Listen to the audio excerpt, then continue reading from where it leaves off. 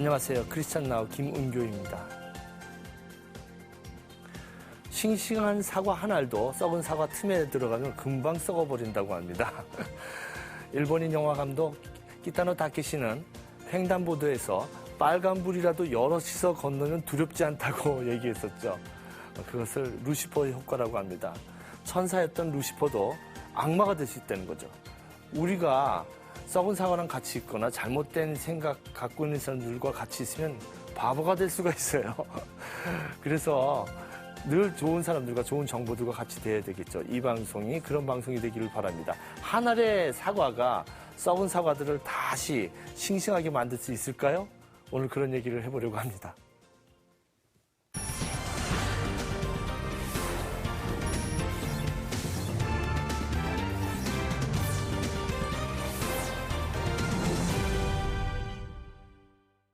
벌써 이 방송이 25회가 되었습니다. 중요한 주제가 되면 한 번 더 반복해야 되는데 이번에 한 번 더 반복하는 주제가 생겼습니다. WCC에 대한 이야기입니다. 여러분 유튜브 보시면 아시겠지만 16번째 우리가 WCC, 부산에서 10월에 열릴 WCC의 총회에 대해서 우리가 얘기를 나누는데 이 모임에 대해서 반대하는 사람들이 있다고 합니다. 어떤 문제가 있는지 오늘 다시 한번 중요하기 때문에 대화를 나눠보려고 합니다. 오늘 이 대담을 위해서 제네바에 있는 세계교회협의회 중앙위원이면서 이번에 부산에서 열릴 10차 WCC 총회 준비위원회 정혜선 부위원장님 나와주셨습니다. 감사합니다. 그리고 뉴스엔조이 김종희 대표님 함께해 주셨습니다. 안녕하세요. 안녕하세요. 예, 고맙습니다. 그 WCC 부산 총회를 반대하는 시민단체가 있다고 합니다. 이게 좀 이상하죠. 부산에서 국가 지원금도 나오고 아주 좋은 세계적인 행사가 열리는데 왜 반대할까요? 한번 영상을 보시겠습니다. 10월 30일 부산 백스코 일대에서 개최되는 WCC 제10차 총회를 앞두고 국민의 소리라는 한 단체가 WCC 총회 반대 운동에 나섰습니다. 서로들 인사도 하시면서 이들은 WCC가 동성애와 일부 다처제를 용인하고 교회 헌금을 걷어 공산주의 게릴라 활동을 지원하는 등 종교단체를 가장한 좌경 용궁주의적인 단체라면서 이 땅에서 총회를 열지 못하게 막아야 한다고 주장했습니다. 것을 결의한다. WCC는 종교단체를 가장한 좌경 용궁주의적인 공산주의 단체가 아닌가. 또 이 단체는 전국의 주요 백화점과 길거리에서 WCC 총회 개최를 반대한다면서 서명운동을 벌이고 포털 사이트에 카페를 만들어 활동했습니다. 이렇듯 WCC 총회에 대해 부정적인 여론을 조성하고 있는 이 조직의 구성원은 CBS 취재 결과 다락방 계열의 안디옥 교회 교인들로 채워져 있는 것을 확인할 수 있었습니다. 다락방은 예장 합동총회와 고신총회 등 국내 주요 교단들에 의해 2단으로 규정된 단체입니다. 국민의 소리 핵심 멤버들이 다니는 구미 안디옥 교회를 찾아가 봤습니다. 주보에 WCC의 정체라는 주제가 눈에 띕니다. 설교 내용을 살펴보면 WCC 부산 총회는 한국 교회를 향해 달려드는 쓰나미이자 용의 상륙이라고 폄훼하는 등 국민의 소리가 주장하는 내용과 맥을 같이 했습니다. 이와 같이 WCC 총회 반대 운동을 벌여온 단체가 이단 다락방과 관련이 있다는 사실이 밝혀지면서 국민의 소리가 주도한 WCC 총회 반대 서명운동에 참여한 보수권 교회들이 이단의 활동에 힘을 실어주는 꼴이 되었다는 지적도 있습니다. 일각에서는 이 사건이 한기총이 다락방 류광수 목사를 이단 해제시킨 것과 관련이 있는 것이 아니냐는 의혹도 제기됐습니다. 이런 가운데 지난 15일 WCC 총회 한국준비위원회가 국민의 소리 주요 임원 6명을 고소했습니다. WCC 총회가 국내외적으로 중요한 행사임에도 불구하고 WCC에 대한 근거 없는 허위 사실을 유포해 일반인들의 반감을 유발시켰기 때문입니다. 이처럼 명예훼손을 포함한 모두 4가지가 혐의 내용입니다. 말할 수 있는 자유가 있고 비판할 수 있는 자유는 있지만 그것이 어느 정도 법적인 태도 내에서 또 어느 정도 어떤 한계가 있다는 것을 조금 아는 계기가 되었으면 합니다. 네, 동영상에서 중요한 것은 지금 이 반대 운동을 하는 사람들이 극우 운동단체와 그다음에 이단들이 이렇게 합쳐져서 이렇게 반대를 하고 있거든요. 근데 이 방송 보시는 지금 어머니들 또는 또 장로님들, 권사님들 이렇게 보시면 그냥 WCC는 공산당이다, 뭐 동성애를 찬성한다, 뭐 이러면 반대해야 될 것 같은데 정말 그런지 우리가 천천히 한번 생각해 보려고 합니다. 채널 돌리지 마시고요. 편안히 실체를 알아야 되지 않습니까? 편안히 한번 보셨으면 좋겠습니다. 이 국민의 소리라는 모임이 있어요, 김 대표님. 이 사람들이 이거 반대를 계속하는데 어떤 내용인지 좀 다시 한번 설명해 주시면. 이 단체에서 핵심으로 일하고 있는 사람, 예를 들면 공동대책위원장이라든지 기획조정위원장, 행사진행팀장 이런 핵심들이 다락방 계열의 안디옥 교회의 교인들이었던 것이죠. 그럼 이 다락방에 대해서 일반 교인들이 잘 모를 텐데요. 네. 이 다락방은 한국의 주요 한 10개 교단, 10여 개 교단이 이단으로 규정한 단체입니다. 그런데 이 다락방은 전도총회라는 이름으로 그 교단으로 만들어져 있었어요. 네. 그래서 이단으로 계속 규정되어 있다가 작년에 예장개혁이라고 하는 교단과 흡수 통합을 합니다. 그래서 그 교단에 들어가게 되는데 공교롭게도 이제 그 교단은 한기총 회원교단이었어요. 그러니까 다락방은 자연스럽게 한기총에 가입하게 되는 겁니다. 그러니까 주요 교단들이 이단으로 규정했던 교단이 한기총에 들어가는 것이죠. 네네. 그런데 한기총과 이 다락방의 공통점은 한기총은 이제 WCC 총회를 강력하게 지금 비난하고 있지 않습니까? 네. 그러면서 동시에 이제 다락방 2단 면죄부를 준 이런 공통점이 있죠. 그래서 저희가 추정하기로는 네. 이 다락방이 여기 한기총에 자기들의 면죄부를 줬기 때문에 여기에 부응하는 그런 행위를 하는 것이 아닐까. 이해관계가 맞아떨어지기 때문이 아닐까. 그래서 일반 신도들이나 일반 시민들은 그냥 순수하게 WCC 총회를 반대할 수 있지만 이 상층부에서는 그런 이해관계가 맞아떨어지는 그렇구나. 정치적인 계산이 있지 않았을까. 저희가 그렇게 추정할 수 있죠. 그렇군요. 그냥 의견을 내는 것이 아니라 사실이 아닌 걸 사실인 것처럼. 그러니까 허위사실 유포에 의한 네, 명예훼손. 동성연애를 뭐 지원한다, 뭐 엉뚱한 얘기를 하니까 고소를 할 수밖에 없는 거죠. 그런 얘기를 자꾸 퍼뜨리니까. 그런데 그 국민의 소리뿐만 아니라 보수단체에서도 이 WCC 총회를 반대하고 합니다. 영상을 보시고 다시 얘기 나누겠습니다. 이단 계열뿐 아니라 보수권 일부 교단들의 움직임도 심상치 않습니다. 특히 가장 앞장서서 WCC 총회를 반대해온 예장 합동총회가 보수교단을 대거 규합해 WCC 총회에 반대하는 범보수교단 연합기구를 발족시키기로 했다고 밝혔습니다. 뿐만 아니라 한국기독교총연합회는 오는 5월 11일 부산역 광장에서 대규모 반대 집회를 열 예정이라고 전했습니다. 이처럼 보수단체 및 이단단체가 WCC를 문제 삼는 것은 역사적으로 오래전부터의 일입니다. WCC가 1948년 암스테르담에서 창립할 당시 미국의 극우 반공주의자이자 근본주의 신학자인 칼 맥킨타이어는 국제기독교협의회 ICCC란 단체를 조직해 WCC를 용공으로 매도하기 시작했습니다. 1951년 우리나라에서도 국회의원 25명이 WCC가 용공단체이고 회원교단도 용공이라는 내용의 성명서를 발표했는데 이것이 한국교회에서 WCC를 용공으로 매도한 최초의 사건입니다. 이러면서 WCC가 보내주는 전쟁 원조품도 의심해야 한다는 주장을 펴기에 이릅니다. 칼 맥킨타이어의 선전에 말려든 이승만 대통령도 전쟁 중단을 촉구하는 WCC의 요구를 무시하고 WCC를 용공으로 몰았던 겁니다. 하지만 칼 맥킨타이어가 주장한 것과는 달리 WCC는 한국 상황과 세계 질서에 대한 성명을 발표하고 북한군의 침략을 남침으로 규정하고 남침에 대처해 유엔이 한국에서 경찰 행동에 나서줄 것을 촉구했습니다. 이 결정으로 오히려 WCC 안에서는 공산권 교회와 자유진영 교회가 갈라졌고 중국 교회는 의장직을 사임하기까지 했습니다. 이렇듯 WCC가 용공이라는 인식은 냉전 시대에 공산 체제에 속해 있는 교회를 회원으로 받아들였기 때문에 생겨난 오해에 불과합니다. 또 국민의 소리 단체가 주장하고 있는 것처럼 WCC가 게릴라 단체를 지원하고 있다는 건 역시 근거 없는 주장입니다.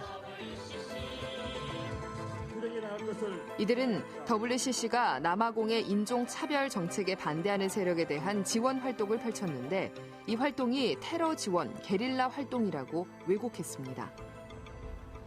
하지만 WCC뿐만이 아니라 전 세계 수많은 교회가 기독교 정신에 따라 남아공 인종차별 반대에 동참한 바 있습니다. 한편 정부에서도 예산을 지원하는 등 WCC 총회는 공식적인 행사입니다. 6개월 남짓한 기간 동안 WCC 총회 준비위가 보수교단의 오해를 불식시키고 나아가 성공적인 개최로 한국교회의 국제적 위상을 높이는 계기가 될지 귀추가 주목됩니다. 한기총에서 WCC가 용공단체라고 이렇게 하니까 트위터에 보면 교인이 아닌 사람도 WCC를 반대하는 사람들이 있어요. 원래 이제 구구성을 가진 사람들이 열심히 막 WCC를 반대하고 페이스북, 트위터에 올리는 분들이 계신데 이 칼 맥킨타이어의 주장이 계속 이어진다는 것이죠, 대표님. 네. 어떻게 봐야 될지요? 그러니까 이제 이런 주장, 뭐 칼 맥킨타이어의 용공 주장뿐만 아니라 뭐 동성애라든지 이제 여러 가지 이야기들을 할 때 그에 대한 그 시대적인 상황이 반영돼 있다는 걸 좀 참고할 필요가 있을 것 같아요. WCC가 만들어질 당시 세계 자체는 굉장히 냉전 시대였지 않습니까? 그리고 이제 3차 총회 때부터 WCC 안에 이제 자유주의 국가뿐만 아니라 소위 사회주의 국가, 공산국가 안에서도 교회들이 참여를 하거든요. 그러니까 이제 아주 반공적이고 근본적인 그 신학을 가진 분들은 당연히 뭐 경계를 할 수도 있다고 생각이 듭니다. 그건 그 시대의 이제 한계죠.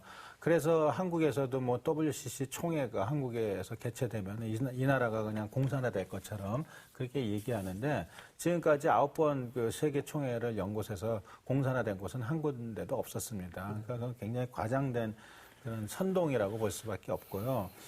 당시에 그 WCC가 시작될 상황은 그 냉전 시대였고, 하지만 그 이후에 계속해서 해빙 모드로 접어들었고, 지금은 아주 극소수만, 아주 극단적인 극소수만 그런 주장을 할 뿐이지 세계 전체적으로는 WCC에 대한 그런 오해가 없거든요.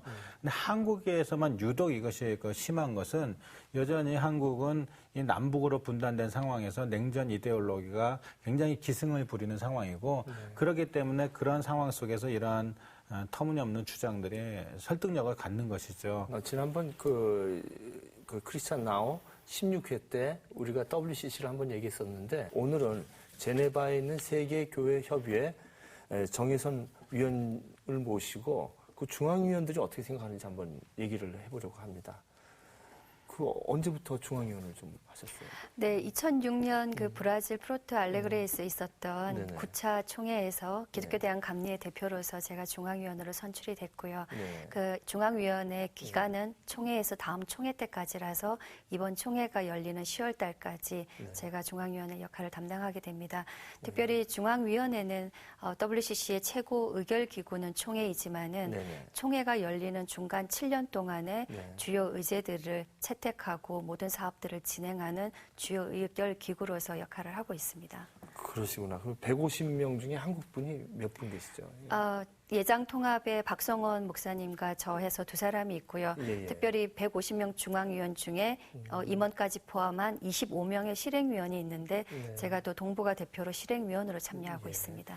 그러면 지금 말씀하시는 거는 WCC 중앙의 생각이라고 해도 네. 바른 것이죠? 네. 예. 그렇게 오늘 굉장히 중요한 분을 모셨어요, 저희들이. 그러면은 이번엔 지금까지 그 WCC와 공산주의에 대해서 우리가 대화를 나눴는데 또 두 번째 반대하는 단체들이 얘기하는 것이 다처제를 옹호하고 또 동성애를 지지한다고 WCC가 그렇게 하면서 지금 반대하고 있거든요. 그 중앙에서의 그 세계 교협의 중앙위원회 입장은 어떤 입장인지요? 과거의 총회의 주요 그 사실상 총회 보고서가 어떻게 보면 가장 WCC의 입장을 대변하는 합의된 문서라고 보시면 됩니다. 그런 총회 보고서를 훑어보더라도 우선은 일부 다처제에 대한 어떠한 합의된 의견이나 구체적인 언급이 전혀 없다라는 거고요. 그래서 WCC가 일부 다처제를 허용하고 있다라는 것이 어디서부터 나온 근거인지를 알 수 없는 사안입니다. 그리고 무엇보다 지금 동성애에 대한 것은 사실은 모든 교회가 예민하게 받아들일 수 있는 사안이라 1975년에 그 나이로비에 있었던 그 5차 총회에서 WCC가 처음으로 공식적인 인권에 관한 정책 문서를 채택하게 됩니다. 그 이후부터 지속적으로 WCC는 83년도에는 그 6차 밴쿠버 총회에서 동성애자들에 대해서 목회적인 책임을 지고 어떻게 그들을 돌보고 어떻게 함께 그들을 위한 사역들을 진행할 것인지에 대한 그래서 함께 연구하고 검토하자라는 제안들이 83년도 6차 밴쿠버 총회에서 있었고요. 네. 그 이후에 98년도에 하라레 총회 동안 그 동성애에 대한 성직자에 대한 성직자를 허용하는 문제 가지고서 저희가 논의했다고 하지만 사실은 끊임없이 인권의 차원에서 논의되고 협의되고 있는 사안이지만은 구체적으로 합의된 문서로서 발표한 바가 없습니다. 그래서 그런 것들이 WCC가 인간의 기본적인 존엄성으로서의 인권에 대한 관심을 갖고 지난 창립 이후에 오늘날까지 일을 하고 있고 저희가 특별히 동성애자에 대한 어떤 합의된 문서가 없는 상태에서 논의되고 협의되었던 내용까지 마치 합의된 문서로 말씀하시면서 오도하는 것은 바람직하지 않다라고 말씀드릴 수 있을 것 같습니다. 얘기도 안 한 일 가지고 동성애를 옹호한다. 뭐 문서도 없고 아무것도 없는데 좀 어처구니 없는 태도를 볼 수가 있습니다. 세 번째인데요. WCC가 종교다원주의라고 하면 성교적으로 이렇게 다른 종교를 받아들이는 것이 아니라 다른 종교랑 다 그냥 마찬가지다 이렇게 생각한다. 그렇게 하면서 비판하는 보수교단이 있다고 합니다. 여기에 대해서는 어떤 입장을 가지고 계신지. 사실 WCC의 현재 회원교회는 전 세계적으로 140개국에 349개 회원교단이 있습니다. 그거 숫자적으로만 보더라도 어떻게 보면 극진보부터 극보수까지 그 스펙트럼이 굉장히 다양하다는 것을 아실 수 있을 거예요. 결국은 교리는 또 교리적인 차이도 있겠지만은 신앙 전통이라던가 경험의 차이에서 서로가 이견의 차이들을 굉장히 많이 갖고 있으면서도 결국 이런 다양성 속에서의 일치를 추구하는 것이 WCC의 교회일치 운동입니다. 그러나 WCC는 분명히 헌장 제1조에서 밝히고 있는 것처럼 예수 그리스도, 결국 예수 그리스도를 하나님이며 구주로 고백하고 있고요. 저희들이 성부, 성자, 성령 이 삼위일체를 저희가 인정하고 고백하면서 공동의 소명을 같이 해나가자고 하는 교회의 친교적인 모임이라는 거죠. 그러나 그 많이들 언급하시는 바하르 문서 또한 종교다원주의를 인정하는 것이 아니라 저희가 종교 간의 공정과 화해와 치유라는 차원에서 서로가 그리스도의 자기의 본질이라던가 우리가 예수 그리스도의 유일성 그리고 구세주로서의 무율성 이런 부분들을 포기하거나 종교다운지를 수용하는 차원에서의 문서가 아니라 바하르 문서는 분명히 가톨릭과 개신교와 정교회가 정말 이 다원화되어 있는 종교사회 속에서 기독교 신앙을 어떻게 가르치고 무엇을 고백할 수 있는지를 함께 연구해온 연구의 문서입니다. 연구 문서로서 이해하셔야 되는 거고 그 부분에서는 어떤 경우라도 저희가 예수 그리스도에 대한 고백을 유리성을 포기하거나 다원주의를 수용하지 않았다는 말씀을 드리고 싶고요. WCC가 이웃 종교들과의 대화를 함께 하고자 하는 것은 자기 신학에 대한 깊이를 더하는 거고 그리스도의 복음을 증언하는 데 있어서도 결국은 타인에게 고통을 주거나 결국은 타인을 배제하거나 이렇게 하는 방식이 아니라 결국은 하나님께서 복음을 증거하라고 하신 정당한 방법과 건강한 방식으로 진행하고 자기의 신학을 더욱더 깊이하고 풍요롭게 하는 것이 이웃 종교와의 대화의 핵심으로서 WCC가 가르치고 또 지침을 주고 있는 것입니다. 네. 자, 그런데 이런데도 불구하고 극우단체와 보수단체들이 계속 이 근거 없는 소문들을 퍼뜨리고 있어요. 뭐 공산주의다, 또 뭐 동성연애를 지지한다 이러고 있는데 이게 왜 이렇게 지속되고 있는지요? 한국에서 지금 이런 주장을 펼치는 것도 한국의 역시 특수한 상황으로 저희가 이해할 필요는 있다고 봅니다. 네. 첫째는 아까 말씀드렸듯이 이 분단된 상황 속에서 이제 어떤 냉전 이데올로기가 강하게 발동하고 있고 또 선과 악에 대한 그 이분법, 이원론 네네. 이런 거라든지 또 신학적으로는 이제 성경에 대한 문자 절대주의 뭐 이런 것들이 다 결합이 되어져 가지고 나와 조금이라도 다르면은 뭐 용납이 안 되는 그런 상황 속에 있는 것이고 또 하나는 이제 이런 상황 속에서 사실 이번 주제도 그렇지만 WCC의 기본의 정신이 평화라든지 화해라든지 정의라든지 이러한 가치들을 구체적으로 어떻게 이 땅에서 실현해 나갈 것인가 그런 목소리를 낼 것인가를 늘 고민해 오지 않았습니까? 특히 한국의 상황에서는 그런 것들이 더 필요한데요. 근데 이게 교회가 사실 이런 평화와 화해의 메시지를 전하는 어떤 디딤돌 역할을 해야 됐는데 이번에 이런 갈등을 통해서 오히려 디딤돌보다는 걸림돌 역할을 하고 있다. 이런 좀 안타까운 상황입니다. 저는 여기에는 이런 한기총과 같은 곳의 문제도 있지만은 이제 WCC의 이번 총회를 준비하는 준비위원회 책임도 작지 않다고 생각합니다. 지난 1월에 그 공동선언문 이런 파동도 있었지만은 저는 이런 것이 좀 사전에 충분히 신학적인 차이라든지 이런 상황에 대한 어떤 서로 이해 이런 폭을 좁혀나가는 가운데서 최종적으로 다 같이 어떤 기쁨을 가지고 서로 이해하는 가운데서 이런 공동선언을 하고 이번 총회를 열고 하면은 참 좋을 텐데 그러지 못했죠. 이것은 마치 당사자들은 얼굴 한번 본 적도 없는데 그냥 부모들이 나서가지고 그러니까 강제로 결혼을 시켜버린 거랑 마찬가지예요. 그러니까 파국은 예상되는 것이고 이번 총회도 지금 그런 상황으로 가고 있지 않는가 그런 우려를 하게 됩니다. 예, 이런 상황을 제네바에서는 어떻게 보고 있는지요?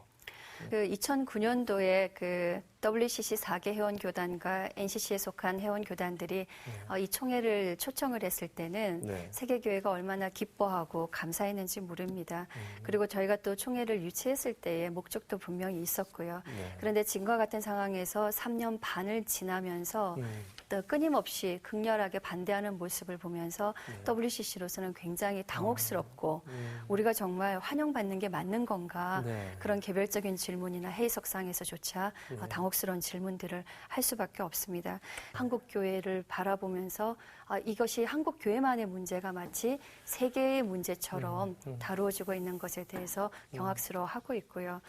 WCC 총회는 분명히 한국 교회가 유치하기는 했지만은 한국 교회의 총회가 아니라 WCC의 총회입니다. 그래서 그 WCC가 진행하고 채택하고 준비하는 모든 것들이 잘 될 수 있도록 돕는 역할이 바로 한국교회에 있다라는 거죠. 그런 차원에서 해외에서 오는 손님들을 정중하게 모시는 것이 또 우리 한국 전통 문화 속에서 예의고 또 저희가 모든 한국교회가 WC총회를 반대한다고 말할 수 없는 것처럼 저희가 초청한 교회들이 주인입니다. 또 초청한 교회들을 바라볼 때에 또 예를 갖추셔야 하는 거고 무엇보다도 반대하고 있는 일부 교회들 중에서는 WCC에 속한 회원교회들과 함께 해외 선교 협력교회로서 관계를 갖고 있는 교회들도 많이 있는 것으로 압니다. 그래서 해외에서 오시는 손님들과 함께하는 이 국제적인 총회에 대해서는 좀 더 적극적인 시각을 가졌으면 하는 바람입니다. 사실은 한국에서 개최되는 종교 행사 중에서도 굉장히 큰 규모로서 진행되는 행사로 그런 차원에서 많은 단순히 교회들만의 잔치가 아니라 결국 부산 시민과 한국 교회 시민들과 함께 진행하는 사업으로 추진하고 있습니다. 네, 이 행사가 잘 이루어져야 될 텐데 이게 잘 해결되려면 어떤 방법이 있을까요? 방금 이제 정 위원께서 말씀하셨듯이 이것은 사실 한국 교회의 행사라기보다는 세계 교회의 축제이죠. 그런데 지금 진행되고 있는 것은 마치 이제 한국 교회, 특히 한국의 대형 교회 하나의 개교의 행사처럼 지금 진행을 하고 있습니다.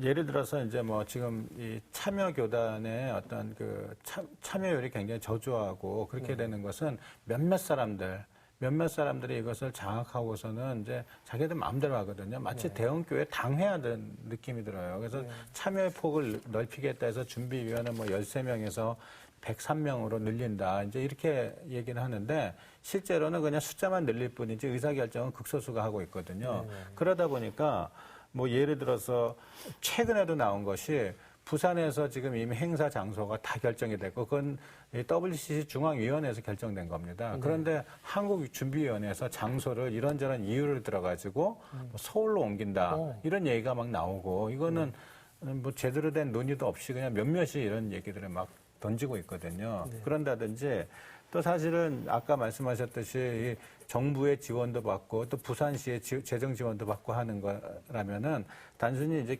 기독교 내 행사뿐만 아니라 사실 우리 한국 전체에 의미 있는 행사인데 대중들을 위해서 일반 대중들을 위해서 좀 더 문화적인 콘텐츠를 더 개발하고 해서 일반인들이 WCC 총회 의미를 알 수 있도록 좀 하는 작업을 더 기울여야 될 것 같고 또 하나는 지금 이제 반대하는 사람들이 많이 있지 않습니까?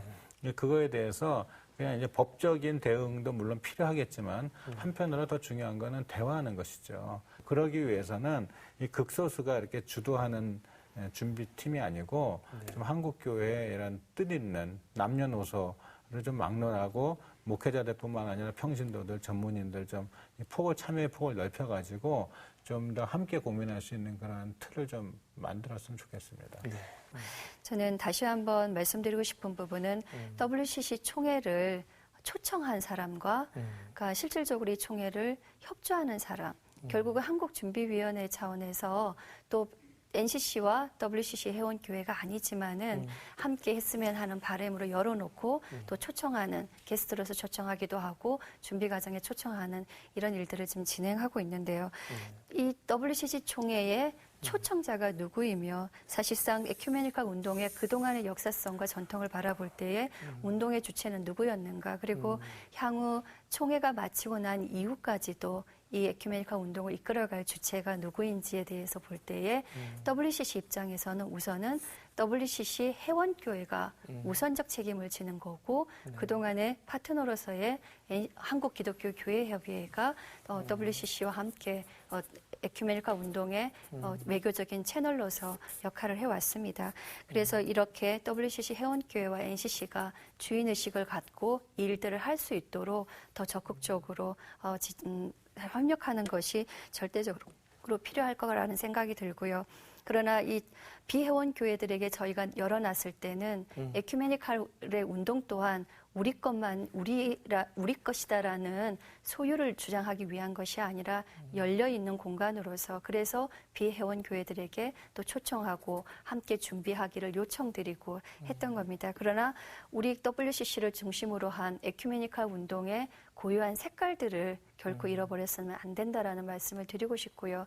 두 번째는 무엇보다도 총회 준비 과정과 절차에 대한 문제입니다. 좀 전에 김 대표님께서도 말씀하셨지만 에큐메니칼 영성은 협의와 합의의 정신입니다. 그러나 그런 것들이 소수자에 의해서 되어지는 것은 에큐메니칼 정신과 전통과 역사에도 위배되는 일이고요. 앞으로 에큐메니칼 운동을 더 강하게 하는 우리가 일치를 얘기하는 데 있어서도 바람직한 자세가 아니다라는 것. 그래서 준비하는 절차와 과정 또한 에큐메니칼 정신에 입각해서 되어져야 된다는 말씀을 다시 한번 드리고 싶습니다. 네. 그 우리나라 분단된 이런 나라에서 그 일치를 보여주는 이런 또 피난민이 있었던 부산에서 이런 행사를 한다는 것이 굉장히 상징적인 세계의 역사에 상징적인 의미가 있을 것 같아요. 마지막으로 좀 더 이 말을 꼭 남겨야 되겠다 하신 말씀 있으시면 정 의원님 좀 부탁드리겠습니다. 이렇게 총회 자체를 너무 소수자가 반대한 거를 가지고 전체가 반대하는 걸로 오도하는 것은 결국은 우리가 복음에도 있지만은 두세 사람이 내 이름으로 모이는 곳에 내가 거기에 함께하겠다라는 마태복음 18장 20절의 말씀처럼 많은 사람들이 선한 의지와 하나님의 선교를 위해서 애써온 사람들에 대해서 그 영향성을 반대하는 것은 옳지 않다. 그런 차원에서 다시 한번 남은 기간 동안만이라도 세계교회협의가 일치 그리고 봉사, 증언을 위해서 하고 있는 일들에 대해서 서로 나누고 그리고 서로가 또 부족한 점들이 있다면 또 재원하고 하는 시간들로 삼았으면 하는 바람입니다. 네.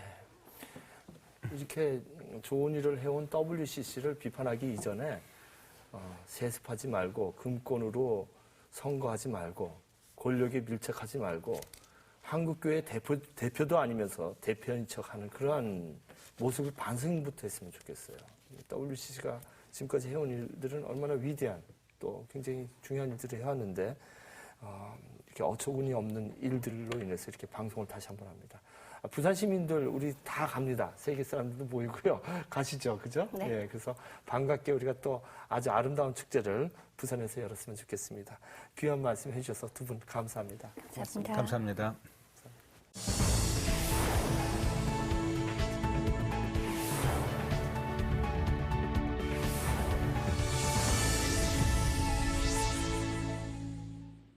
오프닝 할 때 사과 얘기 기억나세요? 네. 썩은 사과 옆에 가면 싱싱한 사과도 다 썩어버립니다. 그런데 부패한 사과가 아니라 자기 자신을 그 공동체 자신이 썩어서 한 알의 밀알로 한 알의 썩은 사과로 흙에 묻혀서 큰 열매들을 맺히는 경우들이 있습니다. 그 얘기를 하려고 합니다. 오늘 그 열매를 맺으려고 크게 되지 않고 오히려 썩은 사과를 자처하는 모임을 이끌어 오신 분을 소개해드리겠습니다. 2002년 출범한 교회개혁 실천연대에 출범시키고 10년 동안 공동대표로 그 일을 위해서 애써주시고 노숙인들과 중국인 동포들을 위해서 중국인 노동자를 위해서 사역해 오신 우리 오세택 목사님 모셨습니다. 목사님 귀한 자리 감사합니다. 예, 안녕하세요. 반갑습니다. 반갑습니다. 반갑습니다.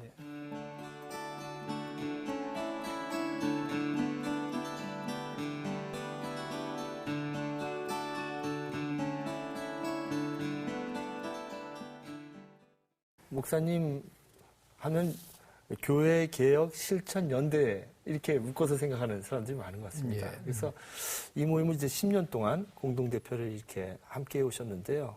이 성격이나 또 그 교회 개혁 운동을 어떤 방향으로 해 오셨는지 좀 말씀 좀 듣고 싶습니다. 예, 2002년도 저희들이 처음 시작한 것 같습니다. 네. 시작할 때 그 한국 교회가 세습 때문에 크게 진통을 겪고 있을 때 네. 세습 반대 운동에서부터 이제 시작이 됐습니다. 네. 기운실의 건강교회 운동에 활동했던 사람들이 조금 더 세습 반대와 또 한국교회 개혁에 대한 전문적인 어떤 조직이 필요한 것 같다. 그래서 이제 박덕훈 목사님이나 이런 분들이 중심이 돼서 나왔고요. 저는 그것도 옆에 그냥 뭐 따라다니면서 시작된데 벌써 10년 됐고, 특별히 그 교회개혁 실천연대가 이제 중점적으로 그 관심을 갖고 운동을 한 것이 목사들에게 모든 권한이 집중되어 있는 걸 좀 분산해서 민주적 어떤 의사결정 구조를 갖추는 일, 그 다음에 우리가 재정을 좀 투명하게 쓰는 일, 지금 한국교회가 당면하고 있는 여러 가지 문제점들을 하나하나 짚어 나가기 위해서 이제 그런 운동들을 좀 했고요. 그 다음에 이제 교회들마다 뭐 교단 헌법이 있고 또 노예법이 다 있지만 어떤 갈등이 생겼을 때 풀어낼 수 있는 어떤 규정이 없습니다. 그래서 정관 각기 운동, 이런 운동을 쭉 진행해 왔었습니다. 그러면서 이제 성장 일변도로 쭉 그 70대, 80대 이렇게 거쳐오면서 그 보이지 않는 교회 본질을 잃어버린 이런 분들을 좀 안타깝게 생각하고 어떻게 하면 성경적인 어떤 교회상을 좀 회복해 볼 것인가, 거기에 역점을 두고 운동을 쭉 지금까지 진행해 왔다고 생각이 됩니다. 교회개혁 실천연대가 10년 전에 시작될 때 세습 문제 때문에 그게 계기가 돼서 시작되지 않았습니까? 그렇죠. 그런데 지금 이제 주요 교단들에서 세습 방지법을 막 이제 너도 나도 헌의하고 이제 입법이 되려고 하는데, 그런 성과를 보면 좀 소감이 어떠세요? 네, 그 작년에 감리교에서 세습 반대 방지법이죠. 방지법이 그 결정이 돼서 얼마나 참 저희들 기뻤는지 모릅니다. 그게 또 하나 기폭제가 됐다 그럴까. 그래서 지금 각 교단들마다 세습 방지법이 지금 상정되는, 이번 아마 가을 총회 때 여러 교단에서 아마 이게 지금 상정이 될 것 같습니다. 이게 큰 성과라고 생각을 하고 상당히 보람을 느끼고 있습니다. 예. 그렇죠. 사실 이제 교회개혁 실천연대에는 아까 2002년도 뉴스엔조는 2000년 거의 사촌지간인데 저희가 좀 형입니다. 사실. 그렇습니다. 근데 지금 말씀하셨듯이 이제 뭐 민주적인 의사결정이라든지 재정을 투명하게 한다든지 세습 반대를 한다든지 그런 운동들이 거의 뉴스엔조이가 이제 그 견지해 왔던 내용과 거의 유사하잖아요. 그런 이제 유사함을 가지고 있기 때문에 공통점이 몇 가지 있을 텐데 가장 큰 공통점은 이제 욕을 많이 먹는다는 거죠. 10년 동안 욕을 쭉 이제 먹어오셨는데 제일 기억에 남는 욕이나 주로 어떤 비난들을 받으셨는지. 예, 뭐 저희 교단에서는 저는 완전히 좌빨입니다. 이 방송에서 이런 이야기를 해드릴지 모르지만 예, 좌빨이고요. 상종할 수 없는 사람으로 이렇게 아마 자리매김이 되는 것 같다는 생각이 들고. 그런데 감사하게도 지금 우리 교단에는 제가 저 예장 고신에 소속되어 있는데요. 이제 교회개혁 실천연대 이야기를 듣기 시작합니다. 예, 우리 노회는 오히려 젊은 목회자들이 이 시대의 교회개혁 실천연대하고 같이 갈 수 있다는 걸 큰 영광으로 생각한다고 하는 목회자들까지 생겨나기 시작했습니다. 상당히 크게 하나님께 감사한 일이고 또 보람으로 느끼고 있습니다. 이 평소에 이제 교회개혁 실천연대나 뉴스엔조나 평소에 저기는 교회를 계속 공격하고 좀 어렵게 만들고 이런 얘기를 하시던 분들이 막상 이제 자기가 그런 어려움을 겪으면 상담하러 오거든요. 그 상담하고 이제 문제를 해결하는 과정에서 생각이 바뀌고 동지가 되고 동역자가 되는 분들이 많은데 그래서 지난 10년 동안 그런 식으로 해서 동지로 같이 동참하는 분들이 많을 것 같아요. 그런 분들의 이야기들을 좀 들으실 것 같은데.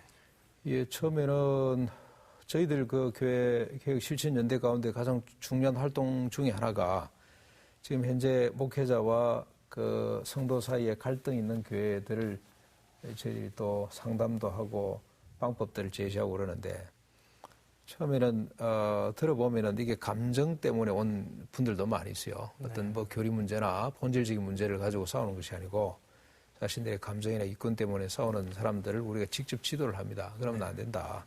당신이 먼저 개혁이 돼야 된다. 그러면서 그분들을 위해서 이제 시작한 프로그램이 세미나였습니다. 일종의 교실이죠. 학교를 시작했는데 처음에는 자기들 이권 때문에 감정 때문에 왔던 분들이 교육을 통해서 그 완전히 교회 개혁가로 이렇게 거듭나고 썩어지는 그야말로 미랄이 돼서 자기 교회에 조용히 들어가서 교회를 개혁하고 앞장서 온 이런 분들이 상당히 많고요. 처음에는 저희들이 이 운동이 상당히 이제 개혁하고 참 어떻게 보면은 기존의 교회 안티 운동인데 사람들이 참여를 할까 걱정을 많이 했습니다만 지금은 약 한 2,000명 이상의 회원들이 있습니다. 그리고 관심 회원들이 한 4,000명 가까이 되고 1년에 그분들이 십시일반으로 돕는 회비만도 한 2억 가까이 예산이 지금 유지가 되고 있습니다. 그래서 처음에는 반신반의했던 사람들이 지금은 아주 적극적인 이 참여자들로 이렇게 바뀌는 것도 볼 수가 있습니다. 그게 큰 보람이라고 또 생각이 듭니다. 또 한편으로는 10년 돌이켜 보시면은 좀 아쉬운 점이라 할까, 우리 약점들 뭐 그런 것들 좀 느끼시는 것도 있을 것 같아요. 원래 저희들 생각은 한 10년 정도 하면은 이 운동은 끝이 나야 안 되겠냐. 한국 교회가 개혁이 좀 됐으면 좋겠다. 그런 생각이 들었었는데 아직까지 존속해야 된다는 것이 가장 이게 아쉬움이고요. 사실 오세태 목사님은 이제 교회개혁 실천연대 10년 동안 그렇게 헌신해 오셨지만 교회개혁 실천연대 그런 개혁적인 목소리를 내는 것뿐만 아니라 실제 이제 두레교회에서 당산동에 있는 교회죠. 두레교회에서 그런 개혁을 실천해 오신 분으로 사실 저희들한테는 더 알려져 있고 그것이 더 큰 감동이 되기도 하는데 그 중에 이제 저희가 좀 말씀드리자면 예를 들어서 좀 목회자들의 어떤 임기라든지 직분자들의 임기를 두고 또 목회 중간 평가도 교인들한테 받기도 하고 또는 이제 목회자들의 어떤 급여 이런 것들을 담임 목사는 높게 받고 부목사는 적게 받고 또 교회 관리 있는 분들은 더 작게 받고 이런 식이 아니고 굉장히 평균케 한다든지 이런 아주 개혁적인 건강한 교회 운영을 하고 계시는데 그 부분을 좀 몇 가지 소개해 주시면 좋겠습니다. 자랑은 아니고 자랑보다는 많은 교회들이 좀 저렇게 할 수 있구나 저렇게 해주면 교회가 참 행복해지겠구나 그런 얘기들을 좀 들으면 좋을 것 같아요. 제가 이제 이 교회 부목사 때도 그런 걸 많이 받고 교회개혁 실천연대 운동을 하면서도 많이 봤는데 교회와 이 목회자 사이, 목회자와 성도 사이에 또는 당의원 사이에 갈등이 생겼을 때 풀어낼 수 있는 어떤 방법이 없어요. 메커니즘이 없습니다. 그래서 이제 늘 이제 교인들이 손해를 보는 거죠, 이제. 예. 그래서 이 둘의 교회는 그렇게 하지 말아야 되겠다. 그래서 우리가 시행하고 있는 것이 이제 목회 평가 제도입니다. 1년에 한 번씩 우리가 목회 평가를 하고 3년에 한 번 신임을 묻도록 돼 있는데 3년에 한 번씩 벌써 몇 차례 물어보니까 이제 교인들이 3년은 너무 짧은 것 같다. 적어도 한 6년 정도 하고 그다음에 신임을 물었으면 좋겠다. 그래서 저희 교회는 6년에 한 번씩 신임을 반드시 묻도록 되어 있습니다. 그래서 교회를 위한 목회자가 되어야 된다. 목사를 위한 교회가 되면 안 되고, 그래서 목회자가 교인들에게 영적으로 도움이 안 된다 그러면은 그만두는 이런 메커니즘, 이런 시스템을 우리가 좀 갖추자. 그런 뜻에서 목회 평가 제도가 있고 신임 제도가 있습니다. 목회 평가는 1년에 한 번씩 하는데, 그건 목회 평가가 아니고 이 교인들 스스로 말하기를 교회 평가라는 겁니다. 이 교회 본질이 뭐며 또 교회가 어떤 방향으로 나가야 되는데, 우리 교회가 지난 1년 동안 그렇게 본질을 추구하고 교회의 방향이 제대로 설정되어 있는가를 중간 점검해 보는 거죠. 온 교인이 같이 합니다. 상당히 저는 건강한 교회를 만들 수 있는 좋은 하나님의 뜻에 합당한 좋은 교회가 되는 좋은 방법이다. 그런 생각이 들어서 좀 소개를 하고 싶고요. 사례비 문제는 사례비랑 그러지를 않고 우리는 생계비입니다. 생계비. 살아가는데 필요한 그 사람이 살아가는데 필요한 어떤 그 물질이기 때문에 살아가는데 필요한 만큼은 줘야 된다. 담임 목사가 가족이 적으면 적게 받고 또 부호 교육자가 가족이 많으면 많이 받는. 그래서 두 당 얼마로 이렇게 결정이 되어 있습니다. 아, 가족 숫자에 따라서. 네. 그 자녀를 많이 낳으면 더 많이 받죠. 네, 많이 받고. 그래서 이제 저희 교회가 또 자녀가 그 다음에 또 이제 그래도 부족하다고 생각이 되면은 또 우리 사모님들에게 교회 봉사할 수 있는 기회를 주고 그래서 또 더 많이 가질 수 있도록. 실제 지금 우리 교회 같은 경우는 부목사, 유급 직업으로. 네. 우리 부목사님이 사례비가 더 많죠. 예, 얼마 전까지는 우리 사찰 유사님이 더 많았습니다. 왜냐하면은 임기가 얼마 제한돼 있기 때문에, 그리고 자녀들이 지금 결혼을 해야 될 그런 상황이기 때문에 한 푼이라도 좀 더 모아서 빨리 노후를 좀 준비를 하시라고 그런 시스템을 좀 갖고 있기도 하고요. 경쟁적으로 막 애를 낳으시는 거 아니에요? 그래서 애기 낳는데 별 부담이 없습니다. 그러니까. 평균이 3명입니다. 그러니까 출산을 자꾸 장려하려면 그만큼 혜택이 있어야죠. 네. 그게 왜냐하면 하나님은 이 땅에 모든 인간의 배를 아름다운 밀로 채우는 분이거든요. 네. 심지어 까마귀 새끼에도 먹을 걸 주시는 분인데, 우리가 그 대신에 이제 많이는 못 드립니다. 많이는 못 드리고 필요한 만큼만.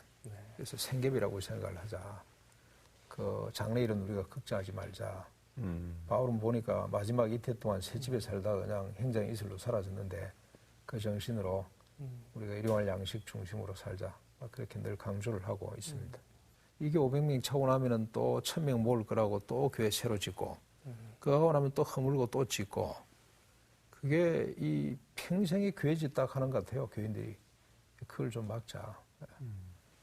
그물에다가 투자하지 말고, 헌금의 그 본질은 그 나눔 아닙니까? 물질적 나눔인데, 물질 때문에 고통받는 사람들에게 좀 더 한 푼이라도 우리가 더 많이 돌려주기 위해서는 우리가 가난해지는 수밖에 방법이 없다.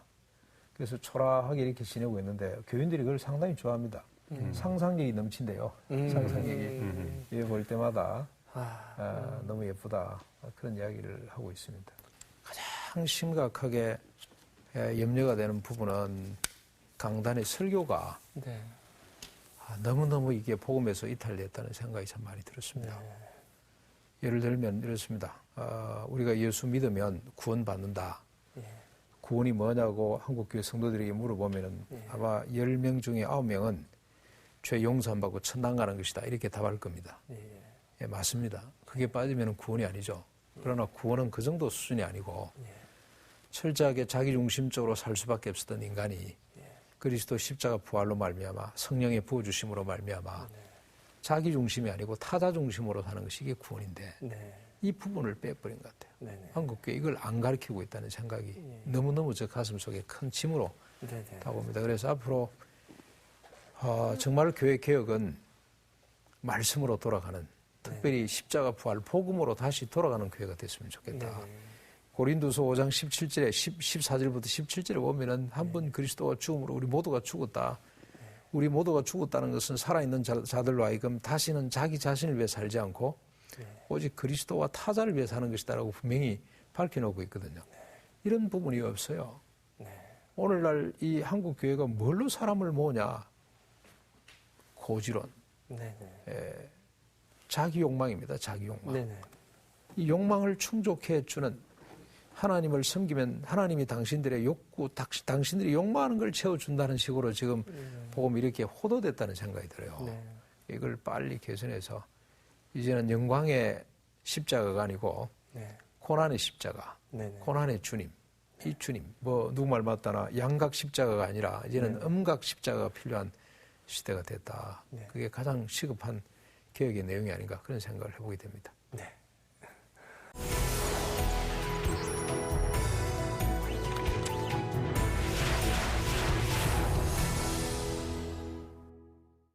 여러분 제가 오프닝 할 때 썩은 사과 얘기를 했었죠. 썩은 사과 옆에 있으면 싱싱한 사과도 다 썩어버립니다. 루시퍼 효과라고 하는데 그것을 이기기 위해서는 사과가 땅에 들어가서 썩어버리는 겁니다. 그러면 그 많은 사과들이 결실을 맺습니다. 바로 그 얘기를 우리 두레교회 오세택 목사님을 모시고 들어봤습니다. 얼마나 아름다운 교회인지 모르겠습니다. 여러분 두레교회 프로그램들 여러분 기억하시고 많이 배우셨으면 좋겠습니다. 정말 영적으로 아직 남은 자들이 많기 때문에 이제 결실 맺는 사과 나무들이 많이 결실될 것 같습니다. 다음 주에도 이 방송 계속 나갑니다. 여러분 여기에 써있는 유튜브 주소와 홈페이지 그리고 팟캐스트 여러분들 의견 올려주시고요. 또 다음 주에 여러분들 반갑게 인사드리겠습니다. 목사님, 우리 대표님 너무 귀한 자리 감사합니다. 예, 감사합니다. 감사합니다.